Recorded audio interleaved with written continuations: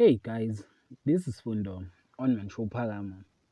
Tonight on Imbewu, Zetulele and Zagiti are fingered out by Nozinho, and Zagiti advised Zetulele not to attend Slee funeral, but Zetulele goes anyway.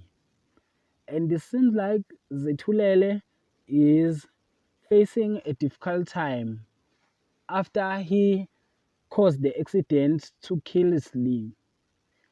Mzwandile still continued to search who killed his sister, while Shira is isolated from Nairobi, and Mira lets on that she going after Nairobi next, while Mira put the pills on the tail of Nairobi for losing memory. Lindo and Lindiwe plans to pay a revenge on Clavia. That is for tonight. Thanks for watching. Don't forget to like and comment and subscribe. Therefore, thanks.